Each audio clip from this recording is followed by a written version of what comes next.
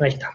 Entonces decíamos que es el negativo de la neurosis por eso. Exacto, ¿sí? ¿Se acuerdan que el concepto de negativo no es por negatividad o por síntomas negativos, sino, digo, creo que la mayoría de nosotros debemos haber sacado fotos con rollo, y ustedes acuérdense que el negativo, sobre todo en la época de Freud, que era blanco y negro, tenían los colores invertidos. ¿Se acuerdan que lo que era blanco en el negativo se veía negro y lo que era negro en el negativo se veía blanco? Entonces, Freud lo plantea en tanto que es exactamente opuesto, ¿no? Y va por eso, porque la neurosis, su motor es la angustia, y para la perversión, al no sentir angustia, no lo motoriza eso, sino angustiar al otro. Entonces es completamente opuesto a nosotros. Es típica confusión que la gente piensa, no, lo más lejano a la neurosis es la psicosis. Y la verdad que no, porque de hecho la neurosis puede tener pérdida de criterio de realidad. No lo digo yo, ya lo decía Freud, en ciertas circunstancias, ¿no? ¿En cuáles, por ejemplo? ¿En qué circunstancias la neurosis puede tener, no sé, delirios o alucinaciones?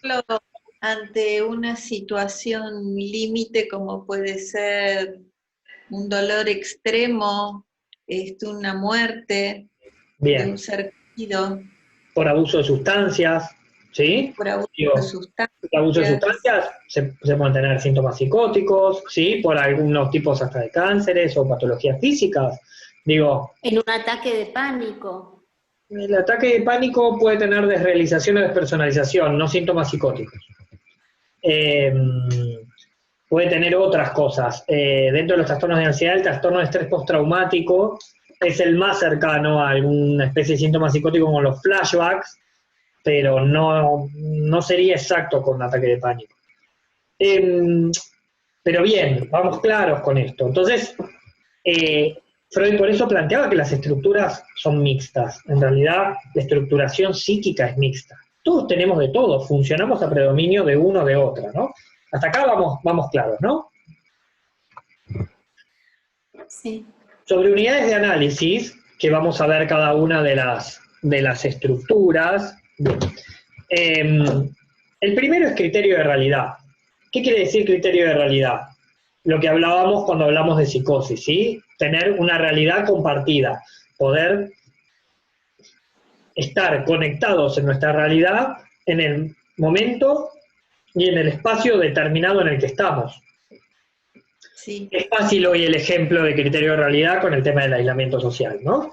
Entonces, la realidad es que hoy tenemos todos una realidad compartida, estamos todos de acuerdo que estamos en una clase de la facultad dándola de manera online, punto. En esto estamos todos de acuerdo y que nos tenemos que quedar cada uno en su casa y que si salimos con barbijo, fabricado en casa, digo, más o menos, y que nos ponemos alcohol en gel o nos lavamos las manos muchas veces al día, tengamos o no tengamos un trastorno obsesivo compulsivo de la personalidad. El segundo punto es conciencia de situación. Si somos conscientes o no de lo que nos está pasando. Por supuesto, como imaginarán, personas que no son conscientes de lo que les pasa, sus trastornos mentales suelen ser más severos. Digo, si yo no soy consciente de que algo me está afectando mi vida, probablemente es que eso es más severo que si yo tengo cierta conciencia. Esto está íntimamente relacionado con el siguiente tópico. Cuando hablamos de síntomas, ¿se acuerdan la diferencia entre signo y síntoma?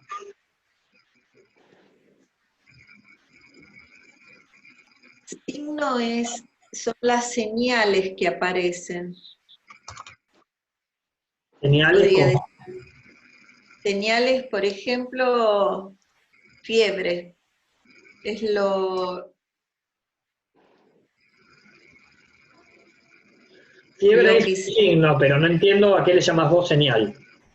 Es lo que te permite ponerle nombre a un síntoma por las características que tiene. ¿Esos serían los signos? No. ¿No? No. No. No, los signos son datos de la realidad que te dan a entender que pasa algo. Quiero pensar, no se me ocurre ninguno, pero sí están... Vayamos al ejemplo de fiebre. El insomnio sería uno. Por ejemplo. Lo tomaría como un insomnio, porque el insomnio puede tener muchísimas causas. Ahora el signo me da, lo tomo como signo porque es para investigar el síntoma, pero el insomnio para mí sería un signo. Es medio no un gris síntoma. lo del insomnio, porque, Que me cayó, sí. claro, es medio gris porque, ¿por qué es medio gris? Porque también hay que ver cómo dormía la persona antes. La diferencia más simple, y por eso lo que decía María es correcto, pero no la justificación, pero sí el signo que nombraste, fiebre, es porque es objetivo. Es un dato objetivo, es un dato objetivo de la realidad, que creo que es lo que vos querías decir, Diego. Sí, tal cual. Es un dato objetivo de la realidad. Digo, una persona está resfriada y quien le tome la temperatura con el mismo termómetro, acá o en Tanzania, en el mismo momento y en la misma zona corporal, va a dar la misma temperatura. No es que 5 personas miran el termómetro de alguien que le tomaron la temperatura y dice 37,5 y alguien va a decir, y eso para mí es 37,1 y otro va a decir eso es 38. No, macho, es 37,5. Es un dato objetivo. ¿Me siguen hasta acá? Sí, Signo. Síntoma es subjetivo. ¿Qué quiere decir? Si esos 37,5 de temperatura le traen decaimiento, el decaimiento es objetivo. ¿Cuán decaído estás? Y mucho o poco, de acuerdo a cómo sea tu estilo anterior y cómo sea tu estilo posterior. Digo, si vos venís durmiendo mucho todos los días y venís muchos días de 38, 38,5, tenés 37,5 y estás joya. Ahora, si no venías teniendo temperatura alta y tenés 37,5, estás decaído. ¿Me siguen hasta acá? Por eso es un síntoma. Porque no es objetivo. Salud mental, o psicopatología, o clínica de la salud mental, signos objetivos, tenemos muy pocos. Es más, casi ninguno. Ataques de pánico nombraron antes, taquicardia puede ser un signo. ¿Sí? ¿Por qué? Porque una persona me dice que tiene taquicardia, porque está teniendo un ataque de pánico, yo voy y le tomo el pulso y veo que su pulso está acelerado de una media. No sé cómo lo tenía antes, no sé cómo lo tendrá después, pero puedo notar que el pulso está acelerado. Palpitaciones, que la persona siente que el corazón se le sale del pecho, ya no es un signo, es subjetivo, lo siente la persona. De ahí en adelante, signos no tenemos, tenemos síntomas. Nuestro trabajo es con los síntomas. Casi signos no tenemos, lamentablemente, digo, ojalá tuviéramos más. El límite del concepto son las alucinaciones auditivas. Todo el tiempo se creyó que la alucinación auditiva, digo, la persona con esquizofrenia que escucha voces, bueno, durante los años se le dieron distintas interpretaciones, ¿no? Desde que era hijo de una madre virgen y que nació un 25 de diciembre, hasta y que era hijo del Señor, podría ser una interpretación de una persona con alucinaciones. Hasta que en realidad era un mensaje de los muertos y del más allá, hasta que la persona se los inventaba. Y que si voluntariamente las quería inhibir, las podía inhibir. Todo eso fueron ejemplos de personas que escuchaban voces que le decían que hicieran cosas. Hasta ahí son síntomas. Hace pocos años, con el PET-TC, que es una técnica avanzada de imágenes, se pudo ver que la persona que está teniendo alucinaciones auditivas, si yo le hago un PET en este momento y veo el consumo de glucosa de las neuronas, de las zonas temporales, que es donde están las neuronas de la audición, tiene aumentado el consumo cuando no hay sonido externo. ¿Qué quiere decir? Que la persona escucha biológicamente lo que dice estar escuchando, no es voluntario. ¿Pero es un signo para la salud mental? No. Es un signo para el que hace imágenes. Para nosotros es un síntoma, porque cuánto las escucha, si las escucha mucho, si las escucha poco, si le dicen cosas lindas o cosas feas, si son 1 o 5, es un síntoma. ¿Me entienden hasta acá? Entonces, todo nuestro trabajo, clínicamente, siempre va a estar dado con síntomas. No, casi no tenemos signos. ¿Me siguen? Sí. Esos síntomas pueden asumir dos valores, de alguna manera. O ser molestos para la persona, o traerles ir en contra de su sentimiento, de cómo se sienten, o estar en sintonía con la persona, o no traerle ningún malestar. Los síntomas que la persona no le reportan malestar son egosintónicos, quiere decir que están en sintonía con su yo, son egosintónicos, no le reportan malestar. Y los síntomas que sí reportan malestar para la persona son egodistónicos, egosintónicos y egodistónicos. La verdad que es importante este concepto, no es complejo, nos mareamos porque el nombre es raro, pero no es complejo, porque síntomas egosintónicos suelen ser más graves.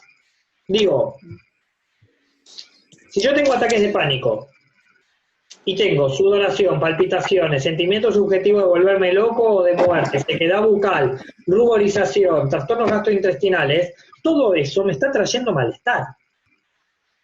Entonces esos síntomas son egodistónicos.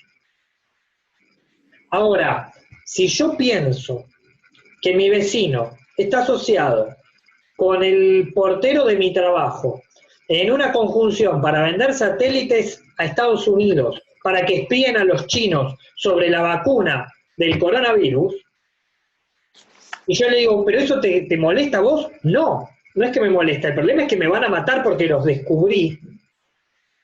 Ese delirio, hasta que se demuestre lo contrario, salvo que realmente mi vecino esté relacionado con el portero o con un satélite estadounidense para investigar a los chinos, pero si eso no sucede, y es parte de una construcción delirante, si para la persona no le trae ningún malestar, salvo que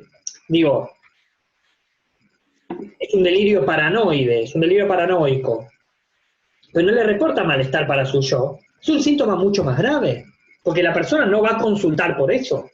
¿Me siguen hasta acá? Y cuando lo querramos tratar, nos va a decir que él no tiene ningún problema, que el problema lo tiene el vecino. El vecino y el portero que están vendiendo satélites a Estados Unidos para investigar a China. ¿Me siguen? Sí. Entonces, a priori, síntomas egosintónicos suelen ser más graves que síntomas egodistónicos, y está íntimamente relacionado con conciencia de situación, obviamente. ¿Vamos claros? No hay ninguna evidencia igual, ni una sola, que demuestre que Jesús tenía delirios megalomaníacos o que tenía esquizofrenia. No la hay. Pero hoy, si viniera cualquier paciente a decir las cosas que Jesús decía, si hubiera existido o haya existido, de acuerdo a lo que cada uno cree, hace 2000 años, hoy se lo trataría como esquizofrénico. ¿Me siguen hasta acá? Digo, la historia religiosa muestra los milagros y otras construcciones que hacen pensar que Jesús en realidad no tenía esquizofrenia, que su relato podía ser creíble para lo religioso. Pero la realidad es que hoy, hijos de Dios, es no el delirio más común, pero debe ser el quinto delirio más común. Todo el tiempo, uno escucha a pacientes que dicen que, bueno, que en realidad son los enviados. Pasa. Y si lo son, bueno, lo juzgamos mal desde nuestra ciencia. Porque puede ser que lo sean, yo no puedo decir que no lo sean. ¿Me siguen hasta acá? Es el límite de nuestra ciencia. Y tenemos que lidiar con esa también. ¿Vamos claros? Vamos. Sí. Instancias psíquicas. Las instancias psíquicas alude a complejo de Edipo y complejo de castración y cómo queda la interrelación entre el yo, el ello y el superyo. Y los mecanismos de defensa, ¿a cuáles son los mecanismos de defensa primordiales? Cuando hablamos de riesgo en esta materia, siempre vamos a estar hablando de riesgo de suicidio, ¿sí? Riesgo de peligrosidad para sí o para terceros. Y cuando hablemos de trastornos mentales asociados, vamos a estar hablando de los trastornos que reconocen los manuales diagnósticos. Porque no se olviden que la estructura, de alguna manera, es la película de un trastorno mental que podría ser una foto, o que podría ser una película dentro de una foto, dentro de una película más larga. Pero la película más larga, la vida de una persona entera, es su estructura psíquica. ¿Me siguen? Entonces, los trastornos mentales, tal cual hoy están planteados, intentamos que se analicen de manera dimensional, intentamos que se analicen de manera longitudinal y no transversal, o sea, que uno vea la película y no la foto, pero la película que subyace un trastorno mental es la estructura psíquica. ¿Bien? Con estos 7 criterios vamos a analizar cada una de las estructuras. Cuestión de que podamos pensar una por una cómo funcionan. ¿Bien? ¿Vamos? ¿O están medio cansados? No, sigo. Me gustaría definir, porque yo estaba escribiendo y los 7, porque me agarraste cuando dijiste 7, yo tenía... Los tenés acá. Juntando. Los tenés del lado izquierdo de la pantalla. ¿Ahí los ves? Ah, perdón. Cada vez que veamos una estructura van a estar los mismos 7. Perfecto, no se hable más. Yo me lo estaba haciendo a pulso, digamos. Está bien. Este Power, o sea, la clase de hoy termina con este video subido para que ustedes, si lo necesitan volver a ver, lo vean. Digo, viene Semana Santa, el aislamiento es largo, capaz que lo vuelven a ver, no sé, se aburrieron de La Casa de Papel, qué sé yo, no sé, lo que quieran. Pero también con el Power completo ya subido, entonces lo van a tener para ver. ¿Ah? Okay. Bien. ¿Cuándo lo vas a subir o ya lo subiste, Nicolás? Hoy. Bien. Hoy con la clase terminada. Hoy con la clase terminada se suben los 2 videos, porque ya veo que son 2 videos, de la clase y el Power.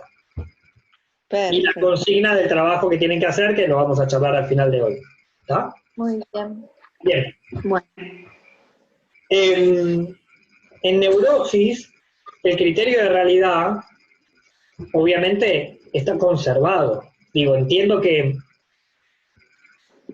estamos viviendo una realidad delirante, si se me permite, pero en esta realidad delirante estamos todos metidos. En este barco estamos todos. Entonces, nuestro criterio de realidad hoy está conservado. En una realidad que no está muy conservada, ¿no? Si se me permite. La conciencia de situación. Es esperable que en la neurosis también esté conservada. Que yo me dé cuenta que algo no anda bien. Digo, supongan que alguien tiene depresión.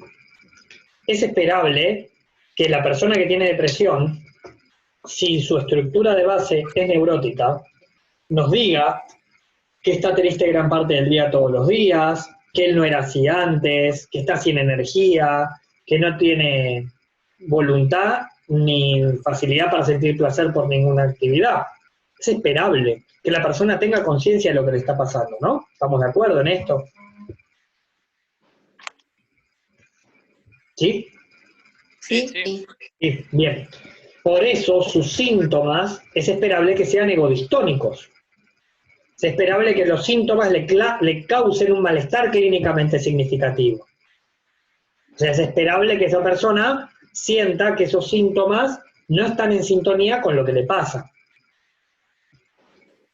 Las instancias psíquicas, digo, se espera que una persona para formar una estructura neurótica tenga las 3 instancias bien formadas, estoy hablando del yo, el ello y el superyo, y que se encuentren con cierto grado de integración. Que esas instancias funcionen, que tengan límites ese ello puestos por el superyo, pero conciliados por el yo. Digo, que la realidad sea diferente a su mundo interno, que haya distancia entre el yo y el no yo. Eso es lo esperable en una estructura neurótica, ¿no? Digo, esto es lo que vieron en la facu hasta ahora, me imagino. Lo mismo el riesgo. es esperable que no haya riesgo de suicidabilidad. De hecho, pacientes neuróticos que se suicidan, se piensa que estaban atravesando un episodio psicótico. O fue por abuso de sustancias, o fue por una depresión lo suficientemente severa que generó un episodio psicótico, o fue mal diagnosticada la estructura y no era neurosis. Digo, una estructura bien diagnosticada no se espera que tenga riesgo de suicidio.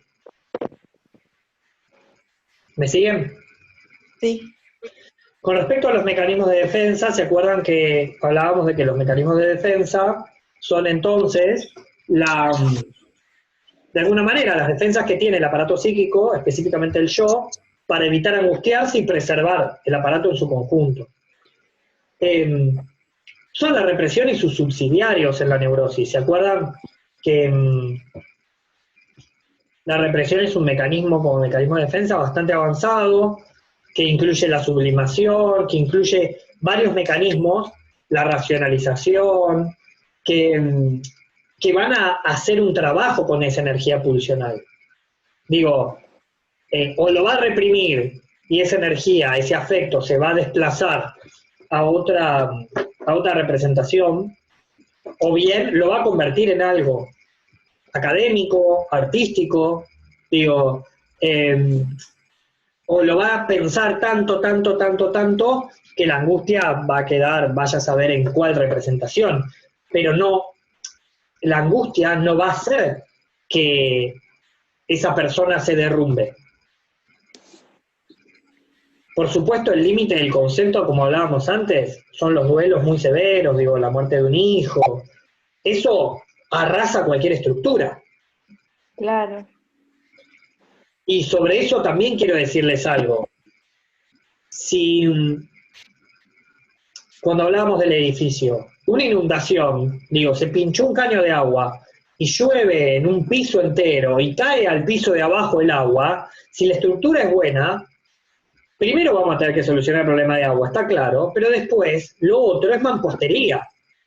Ahora, si la estructura es mala, la misma caída de agua puede derrumbar un edificio. ¿Me siguen hasta acá?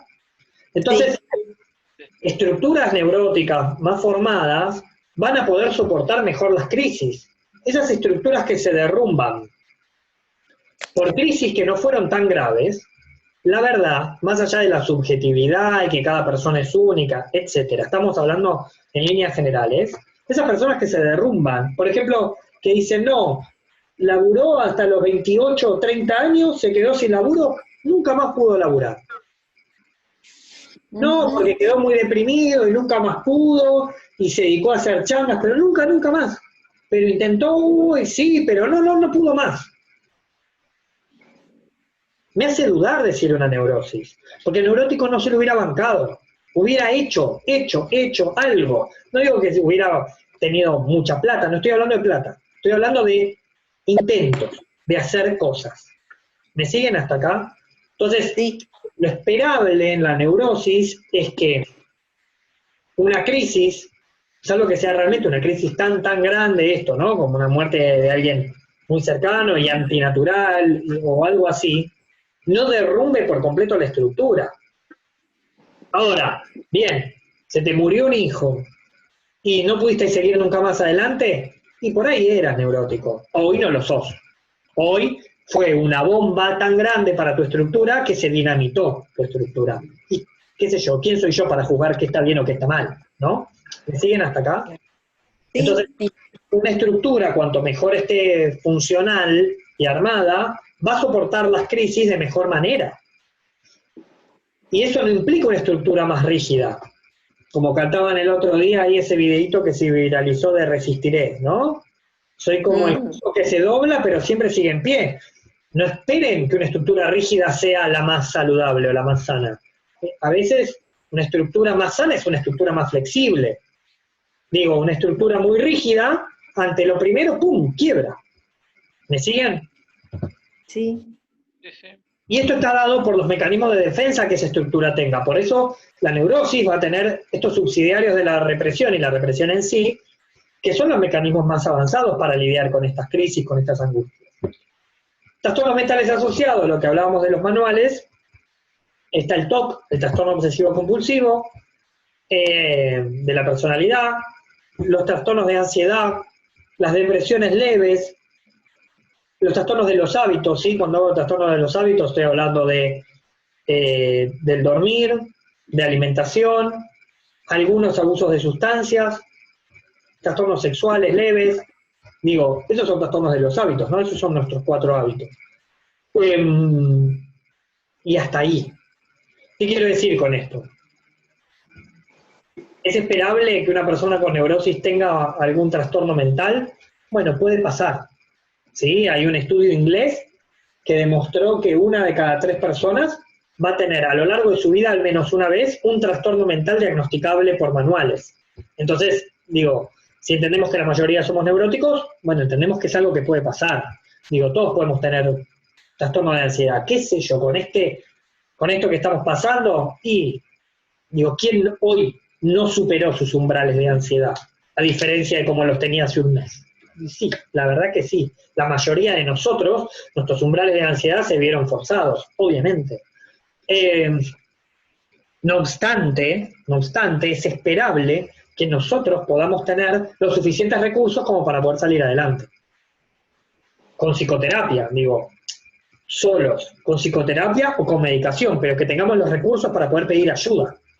No necesariamente los recursos es para poder salir solos. ¿Se entiende? Sí. Bien. Sí. ¿Alguna duda hasta acá? No. Bien. Bueno, veo que me quedan 10 minutos, así que le voy a meter un poco de ritmo. El criterio de realidad en la psicosis, como hablábamos en un principio, va a estar alterado al igual que la conciencia de situación, ¿sí? Es esperable que una persona con psicosis como estructura ni tenga un buen criterio de realidad, ya lo hablamos, y que su conciencia de situación tampoco sea la más óptima.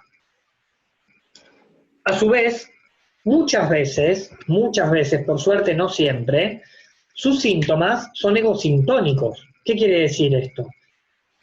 Que no le reportan malestar. El ejemplo que les puse de una persona teniendo un delirio, etcétera, etcétera, es bien claro de un síntoma egosintónico. Digo, anda a un neurótico que empiece a pensar eso, que no les diga, che, algo estoy pensando mal, porque estoy desconfiando de todos, algo no anda bien. Eso en un neurótico pasaría. En una estructura psicótica probablemente no.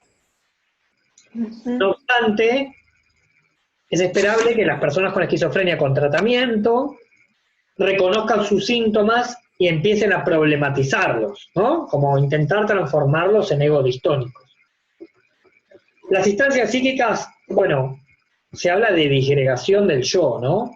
Particularmente en la psicosis se lo piensa como una instancia disgregada, como una persona escindida. De hecho, la esquizofrenia, por definición etimológica, es mente dividida.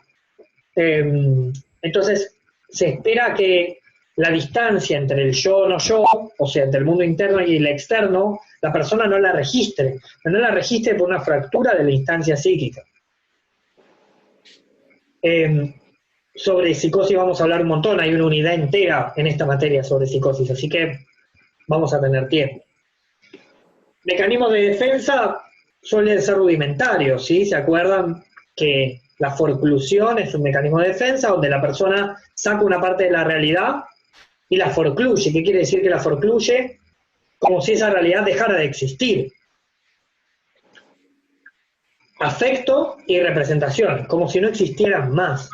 Entonces, una persona puede enfrentarse a una realidad que de repente dejó de existir. Eso no es lo que pasa en la neurosis. Y el riesgo es alto, ¿no? Digo, en esquizofrenia, por ejemplo, 1 de cada 10 personas diagnosticadas con esquizofrenia va a terminar su vida en un suicidio. 1 de cada 10, el 10%. Es tan alto como en depresión grave. Entonces, no hay que negar nunca el riesgo de muerte en la psicosis. Digo, por eso es importante entender de psicosis, porque si no, dice, bueno, no, igual, no sé, perro que ladra no muerde, si amenaza no se mata. No, si amenaza, se mata, ¿sí? Es mentira que no se mata, ¿no? Trastornos mentales asociados, entonces la esquizofrenia, bipolaridad, trastornos de la personalidad del clúster A, ¿no? Particularmente los que tienen que ver con esquizoide, esquizotípico y paranoide, y la paranoia vera, propiamente dicha. Pero bueno, vuelvo a decir, de psicosis vamos a hablar un montón, así que de eso tenemos para hablar. Borderline. De borderline, cuando hablemos de trastornos de personalidad también vamos a volver, pero algo que quiero decirles sobre estos ejes. El primero, el criterio de realidad en la persona con trastorno borderline, con estructura borderline, suele estar conservado, pero suelen tener episodios psicóticos que remiten. Entonces, suele estar conservado, pero puede estar alterado.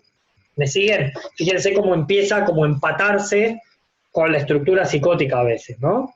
Con la conciencia de situación lo mismo. Suelen estar conservados. Entonces la persona, no sé, que se hizo varios cortes porque estaba muy angustiado y porque no podía seguir con su vida, sufre mucho por esto.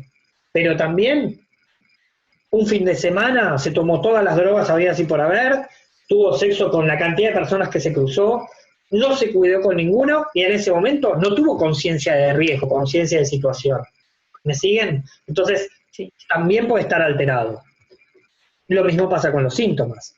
Sus síntomas suelen ser egodistónicos como en la neurosis, pero a veces son egosintónicos. Entonces la persona, uno le pregunta por qué se cortó, y dice, porque lo tenía que hacer. Hay una canción del grupo No Te Va a Gustar que dice, no hay dolor que duela más que el dolor del alma. Y escuchando a personas con estructura borderline, uno las escucha que dicen, me corté porque el dolor físico es gobernable, es controlable, pero el dolor del alma no se controla. Entonces reemplazan un dolor por otro. Eso es egosintonía, ¿sí? De difusión de identidad del yo, que es un síndrome muy específico de la estructura borderline. Vamos a hablar bastante porque tiene que ver con el síndrome de difusión de identidad del yo. Es un síndrome que se da en los bordes de la estructura borderline, donde la persona, lo que sucede es que sus fronteras se vuelven gelatinosas. Entonces, por momentos pierde el registro del yo no yo, del mundo interno y del mundo externo, y por momentos lo tiene.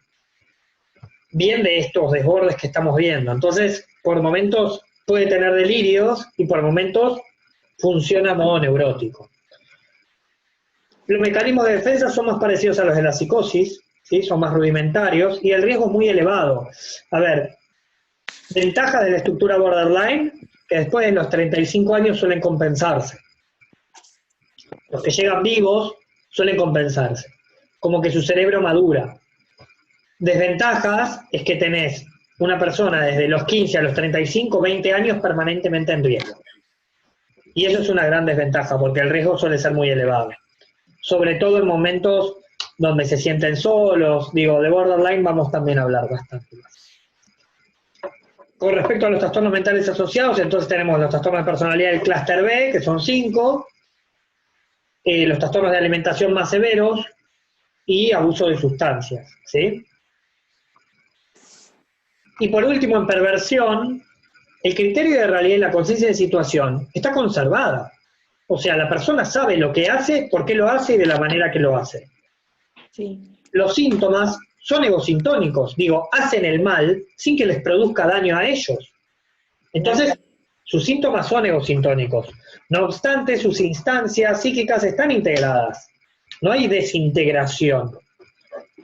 Los mecanismos de defensa principales son los que vienen de la mano de la renegación. ¿Que cuál es la renegación?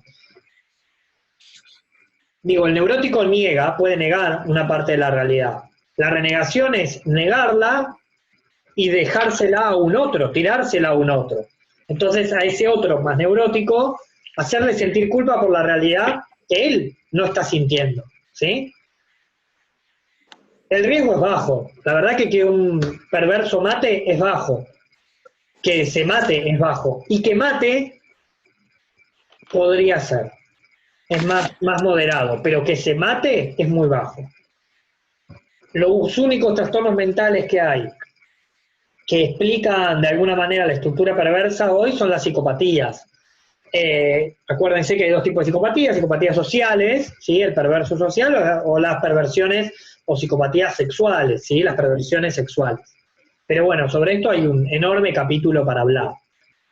Lo que les propongo que hagamos es lo siguiente. Nuestro tiempo se va a acabar ya.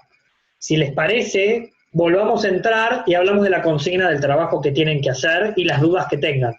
Pero de alguna manera con esto vimos todas las estructuras y vimos también las unidades de análisis, ¿sí? O sea, la manera de poder analizarlas. El Power les va a quedar, pero me parece que van a tener que volver un poco a la explicación porque, digo, viendo solo el Power como que se pierde.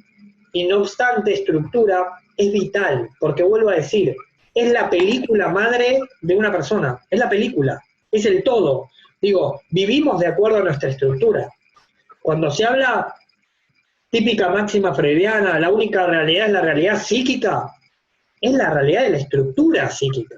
Esa es la realidad. La única verdad es la realidad de la estructura. Mezclando a Confucio, al general y a Freud. Lo único que importa es la realidad de la estructura. ¿Sí? Esa es la verdad de la persona. Con eso atraviesa sus crisis, con eso ama, con eso crea y con eso sufre. Es todo. ¿Estamos hasta acá con esto? Sí. Nos vemos Sí. en un minuto y trabajamos la